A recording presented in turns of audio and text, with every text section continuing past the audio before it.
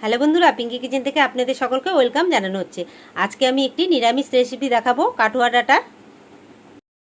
প্রথমে কড়াইতে সরষের তেল গরম করে 5 ফোড়ন এবং শুকনো লঙ্কা ফোড়ন দিয়ে আলুগুলো ভেজে নিচ্ছি। আলুগুলো ভাজা হয়ে গেছে, এখন দিচ্ছি কোয়াশ, ঝিঙ্গে আর বেগুন, কাঠুয়া ডাঁটা, মিষ্টি কুমড়ো,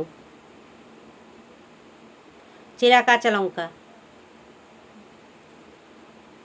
আন্দাজ মতো জিরে গুঁড়ো এবং ধনে গুঁড়ো,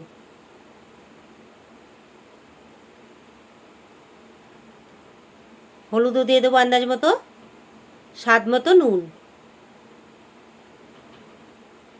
এখন খুব ভালোভাবে মিশিয়ে নেব।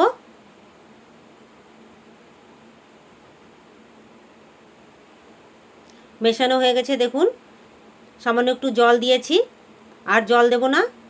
সব সবজি সেদ্ধ হয়ে গেছে, তৈরি হয়ে গেলো আমার কাঠুয়া ডাঁটার সবজি। সব শেষে সামান্য একটু চিনি দিয়ে দিলাম। আপনারা এভাবে একবার কাঠুয়া ডাঁটা দিয়ে ঝিঙ্গে, আলু, বেগুন, মিষ্টি কুমড়ো দিয়ে রেঁধে খেয়ে দেখবেন, খেতে কতটা ভালো লাগে। খুবই টেস্ট কাঠুয়া ডাঁটা। তৈরি হয়ে গেল, এখন আমি পরিবেশন করে দেব।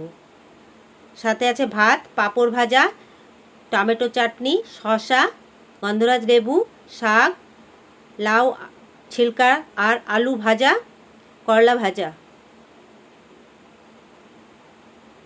কাঠুয়া ডাঁটার সবজি আর ডাল। প্লিজ বন্ধুরা, আমার রেসিপিগুলো এবং ভিডিওগুলো যদি আপনাদের ভালো লাগে তাহলে একটা লাইক, শেয়ার এবং কমেন্ট করতে ভুলবেন না। আর হ্যাঁ, আমার থালিটা কেমন লাগছে জানাবেন। আগামী দিনে আপনাদের জন্য আরও নতুন কোনো রেসিপি নিয়ে আসবো। আপনারা আমার পাশে থাকুন এবং আমাকে সাপোর্ট করুন।